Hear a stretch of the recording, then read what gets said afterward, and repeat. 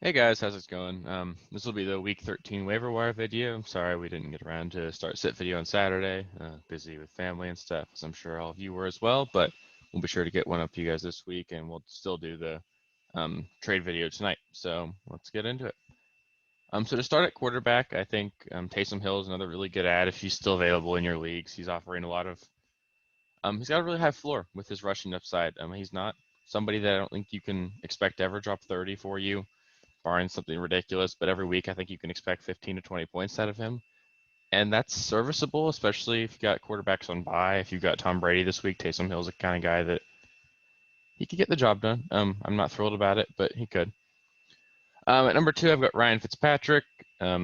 Dolphins get to play the Bengals this week, and if Fitzpatrick remains the starter this week, I think he offers a lot more upside for everybody in that offense, actually. But Fitzpatrick, he really slings the ball around. He's actually quite a viable fantasy option every week, and if he plays, you can totally play him. He's going to get you 20 plus points. They've got good weapons there, and the Bengals defense isn't anything that scares you. Then at three here, I've got Kirk Cousins. He's actually looked really good the last couple of weeks, and he gets to play the Jaguars this week, who just let Baker Mayfield look like a good NFL quarterback. So Kirk Cousins could have a big week this week, especially with Dalvin Cook a little banged up. So at running back, I'm going to start us off with J.K. Dobbins. Obviously, we haven't seen him play this week yet, as that game's been postponed to tomorrow at like 3:40 Eastern time. It's weird, but J.K. Dobbins looked like he was taking over as the lead back in Baltimore, and if he really does seize that role, there's a ton of upside there.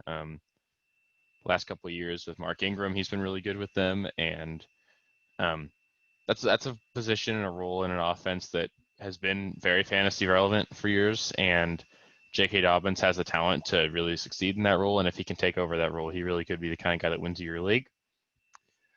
Same thing kind of goes for Cam Akers. He looked like the better running back in LA this week. He had 9 carries for 84 yards and a touchdown. And if he can take over that lead back role, he's there. He's very talented. He's quick. He's explosive. And the Rams want to get him the ball, I think. And if he really can take over that role, he could be a huge asset for your roster.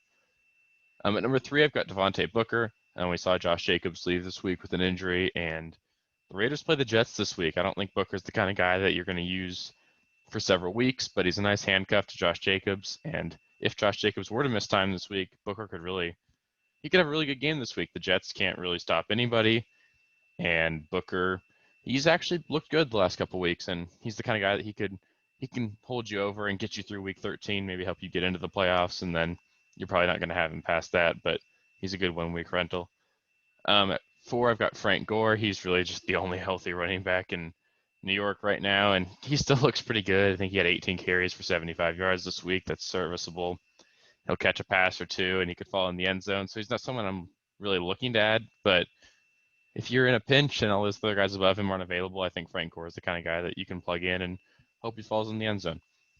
Then at five, I've got Alexander Mattison. It seems like every single week we're seeing Dalvin Cook get banged up a little bit, and he's got a long injury history, and Alexander Madison's pretty talented himself. So if anything were to happen to Dalvin Cook, Alexander Madison could be the kind of guy that wins your league.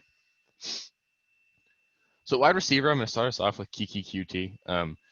He's shown flashes in the past of really having the potential to just be a target hog and the kind of guy that gets 10 catches on a weekly basis, and he kind of just disappeared since then. But the Texans recently cut Kenny Stills, and now Will Fuller suspended for the remainder of the season. So Kiki QT is pretty clearly the wide receiver two in that offense behind Cooks. It's an offense that can't really run the ball, so they're going to have to pass it around a lot. Their defense is bad, so again, they're going to have to pass the ball a lot. And there's now a lot more targets in that offense for Kiki. And if he can actually perform to the level that he's shown in the past, he really could be the kind of guy that you can play on a weekly basis. I know Randall Cobb will be back in a week or two, but if Kiki QT secures that role, I don't see any reason for them to move away from him, and I think he's really talented personally.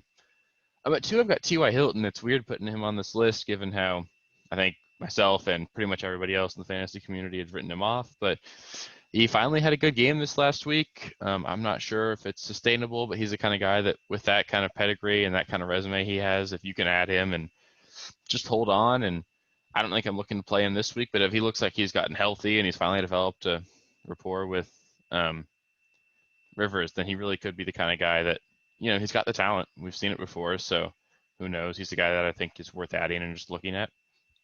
At three, I've got Brashad Perriman. He's coming off of, he didn't score a touchdown this week, but he still hauled in a big 40-yard grab. He's had he's had an explosive play in 3 straight weeks, and that's exactly what he is. He's the kind of guy that you can pick up and throw him in your lineup and hope that he catches a big touchdown, and he really could deliver. So if you're in a pinch and really need a receiver, he's the kind of guy that you can put in at your flex and just cross your fingers and hope he catches a big one. You might get a dud with him, but you might get 20 points. So especially if you're coming up against a matchup where you're going to need to perform at a really high level to beat your opponent. Your opponent's been having a really good season. Perriman's the kind of guy that can really increase the upside of your roster on a week-to-week basis. At 4, I've got Sammy Watkins. He's coming back into the fold. He obviously didn't do much this last week, but he's pretty clearly the number 2 wide receiver in that offense. We know the Chiefs, it's a really big pie to get split up. They throw the ball a ton, and they do it really well. I don't think I'm necessarily loving putting Sammy Watkins in my lineup on a week-to-week basis, but he's the kind of guy that you can put him in there and he can get it done for a week. So he's worth looking at. Then at 5, I've got Gabriel Davis. With John Brown on IR for at least 2 more weeks, Gabriel Davis is the clear number 3 receiver in that offense. He's playing like 97% of the snaps in the season when John Brown's been out, and he's actually a really talented player. They really like him. He scored a touchdown this last week. I'm not necessarily looking to pick him up and play him this week, but I think he's talented, and if he can carve out a role for himself, I think you could pick him up and use him maybe on your flex come fantasy playoffs.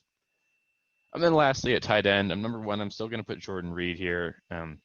We've seen the talent before. We know the Niners really want to use their tight ends in that offense. It was just a tough matchup for him this week with the Rams, but he still got 6 targets, and 6 targets is pretty nice for a tight end, especially with how bad the tight end landscape is. So he's the kind of guy that you could pick up, and if you need him this week, you can play him, but I wouldn't mind just holding him and seeing what you can get later on. At number 2, I've got Trey Burton. He keeps finding the end zone. He really does seem to be a guy that they're looking to get the ball when they get down in the red zone, and pretty much if you can get a touchdown out of your tight end, you have a top 10 tight end in the week. So he's the kind of guy that if you don't have a tight end you're happy with, Burton could certainly be a plug and play guy each week.